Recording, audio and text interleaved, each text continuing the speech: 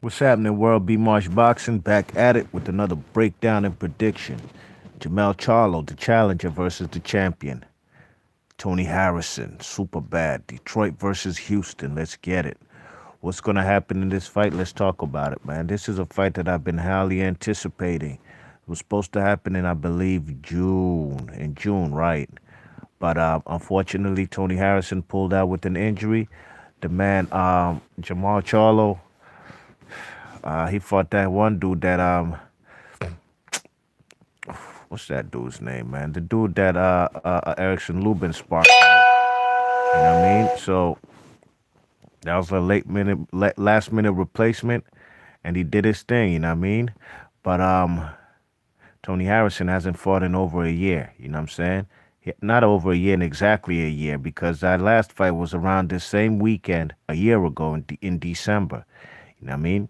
Now, the first fight, I'm not going to lie, man. I thought Jamal Charlo won that fight. I was rooting for super bad, as always, but I thought that the Charlo twin won the fight, Jamel. You know what I mean? But at the end of the day, it was a close fight, and styles make fights. So in this particular fight, it's going to be a doozy, man. It's going to be a doozy. Jamal Charlo, Jamel Charlo, excuse me. Jermell Charlo has a lot to prove, man. He's been eager. He's been anticipating this rematch. You know, he seems like he wants to get his paws on this guy bad, you know what I mean? And he has the opportunity, you know what I mean?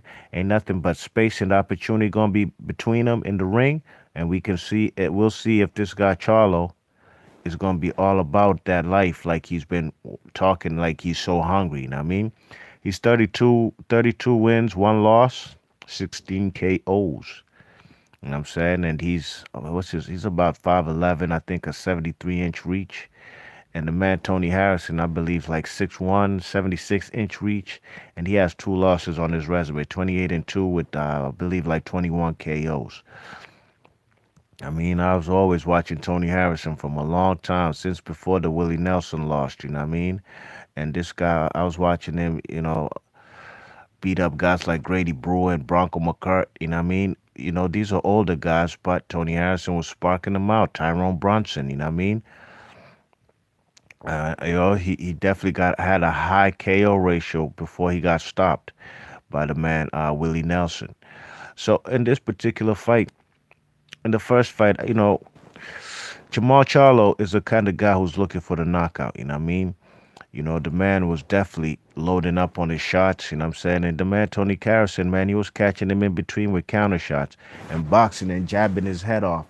I personally think that the best fighter, the better fighter is super bad.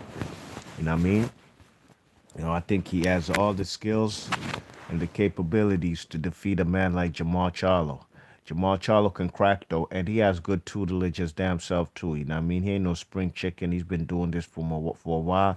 He used to be in Ronnie Shields' gym. Now he got the Derek dude, the guy who trains Errol Spence. You know what I mean? But I think Jamel Charlo, excuse me, his keys to victory is he's gonna have to be patient. You know what I mean? He's gonna have to set traps. He's gonna have to go to the body, and he's gonna have to slow down Tony Harrison. Tony Harrison has stamina issues previously, at least in the fights that he has lost. When he fought Javid Hurd and Willie Nelson, he was up by far on the cards. He was running away, almost with a shutout in the Javid Hurd fight, but he got caught. You know what I mean? And him getting caught ultimately is the reason he lost both them fights in fights that he was well up ahead on the scorecards. You know what I mean? But as far as Tony Harrison, I'm sorry, Jamal Charlo, he's gonna have to be patient, set traps. He's gonna have to cut off the ring. I'm saying he's gonna have to parry that man Tony Harrison's jab or try to come over the top of Tony Harrison's jab. You know what I'm saying? He's gonna have to take if he takes Tony Harrison's jab away from him, he's gonna win this fight probably in more convincing fashion than the first fight. I thought he won the first fight, and I've never changed my ideologies or thoughts on that. I've watched the fight at least two, three times, you know. But I can see where somebody can give it to super bad. But I personally thought that the Charlo twin won. And like I said, I was rooting for the Detroit native. As always, per usual. Any man coming in that gym representing Crunk, I'ma rock with you. Even Vladimir Klitschko and Lennox Lewis. Although I wasn't in particular, the biggest fans when they were around, but when they did get with Emmanuel Stewart, I couldn't help but just root for Emmanuel Stewart that his guy don't lose because I root for Emmanuel Stewart. But it is what it is.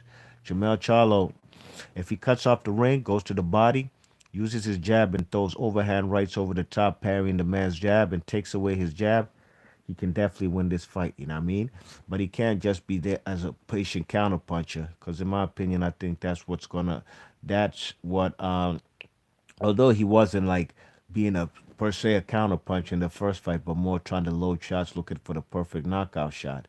If he goes into this fight with the low punch volume and Tony Harrison pumps that jab and throws more leather, then Charlo's gonna lose this fight. So he has to be active, set perfect traps, and catch the man Tony Harrison, and he could probably knock him out.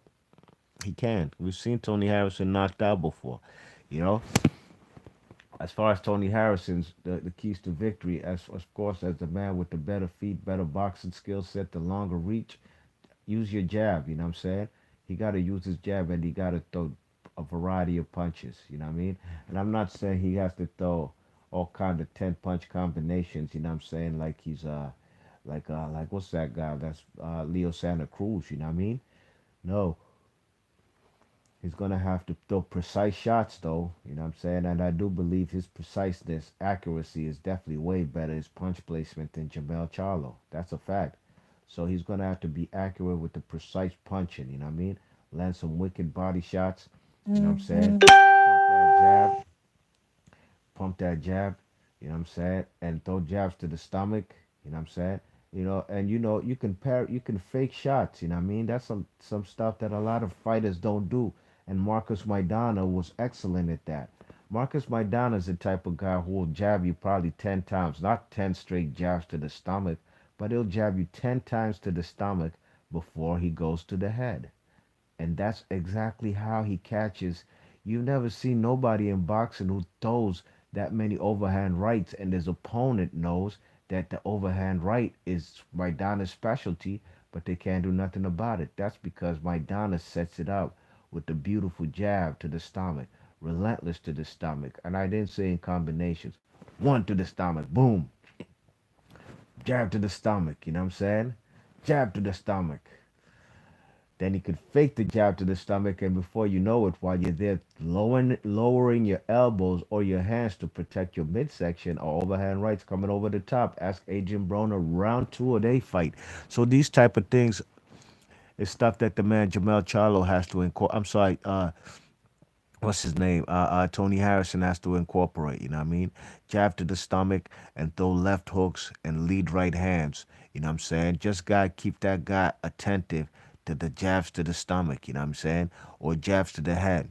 But usually when a man is being, like I said, if Jamel Charlo is gonna parry the jab, he has to be aware of a straight right or overhand right or any kind of shot coming over the top. You know what I mean? So it's going to be a very competitive fight. I think we'll see who makes the most adjustments. I think Tony Harrison doesn't have to make too many adjustments. Just has to do what he do in the first fight, but just turn it up a notch. Jamel Charlo, though, on the other hand, might have to fight a totally different fight from the first fight. Let his hands go more. You know what I'm saying? You know, box and look for openings for the knockout, you know what I mean? Rather than just going straight up for a knockout, you know what I mean? Like I said, he thinks he's because he's seen Tony Harrison on the canvas before against guys like Javid Hurd and Willie Nelson. Charlo think this guy might be an Erickson Lubin or that Hatley guy, you know what I mean? Those guys are not on the type of level of Tony Harrison. They might have stronger chins, I don't know, because I'm not so keen on Tony Harrison's chin.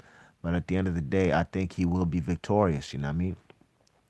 I think Tony Harrison will come out on top and win the same type of fight, 7 rounds to 5, maybe a split decision, majority decision. Um, but it will be definitely a more competitive fight, you know what I mean? And may the best man win. But I got the man super bad, super bad, super bad. I got him winning via split decision, 7 rounds to 5.